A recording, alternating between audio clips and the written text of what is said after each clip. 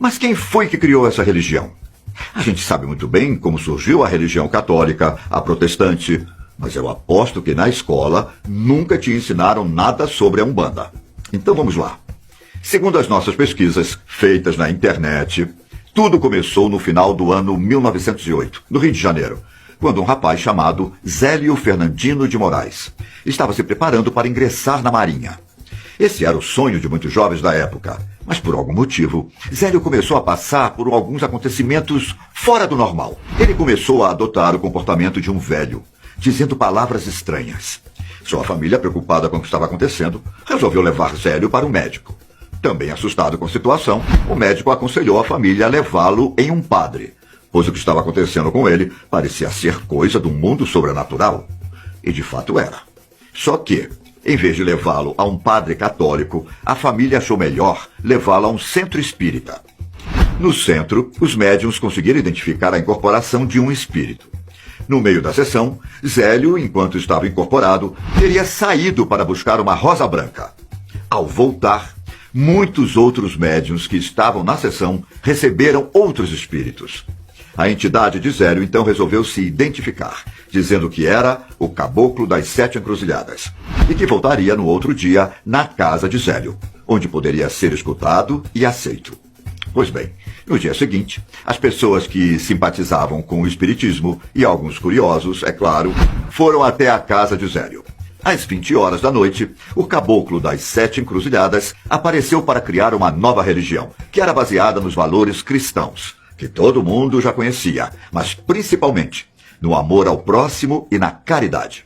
E foi aí que começou a história da Umbanda. A religião teria como líderes os espíritos dos sábios pretos velhos e caboclos, e daria preferência para atender os mais necessitados, sem pedir nada em troca. Além de definir quais eram os valores dessa religião, foi o caboclo quem definiu que todos os médiuns deveriam usar roupas brancas, em locais que eram dirigidos por pessoas que seguiam os preceitos de Jesus Cristo. Mas afinal, podemos considerar a Umbanda uma religião cristã? Na verdade, há muitas divergências sobre esse assunto. Enquanto os umbandistas acreditam em Cristo e até seguem seus ensinamentos, eles também seguem os ensinamentos de outros sábios, de forma harmônica. Ou seja, seguir os valores de um não impede de também seguir os valores do outro. Para os umbandistas, Jesus é a moral, considerado um norte comportamental. A história da vida de Jesus serve para nos espelharmos, pois são as suas manifestações de amor que devem servir como exemplo. Por isso, em muitos terreiros, ele está representado de braços abertos e no lugar mais alto do congá, o altar do terreiro. Além de Jesus, em que mais os umbandistas acreditam? Essa é uma dúvida muito comum entre as pessoas. Então, eu vou tentar ser o mais detalhista possível. Para começar, Umbanda é uma religião monoteísta, ou seja, eles acreditam que existe apenas um Deus, que é chamado de nomes diferentes nos terreiros. Em alguns casos, ele é chamado de Olorum, em outros Tupã, Zambi e até Olodumarei. Mas, independentemente do nome, Deus é apenas um, o que criou todo o universo, que deu origem a tudo e a todos, e está presente em todo lugar. Aí vem os orixás, que, de uma maneira muito simplificada, são as virtudes do Criador, individualizadas e manifestadas por meio dessas divindades. Para deixar mais claro, se formos fazer uma comparação com o catolicismo, é como se os orixás fossem os santos. Deu para entender melhor agora?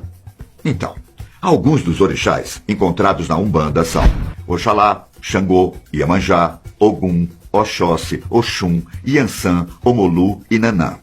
Além dos orixás, outras entidades também se manifestam nos cultos. Os caboclos, por exemplo, geralmente são espíritos de índios, que têm como objetivo ajudar pessoas com problemas de saúde. Os chamados pretos velhos são pessoas que foram trazidas da África para serem escravas no Brasil. Apesar de terem sofrido muito quando estavam vivas, essas entidades são consideradas espíritos evoluídos, que dão bons conselhos para quem também procura evolução. Já os baianos são pessoas que viveram na Bahia, mas que optaram por serem guias e ajudar quem precisa, tendo foco no emprego, saúde e força moral. Os herês são espíritos de criança, que estão sempre rindo e brincando.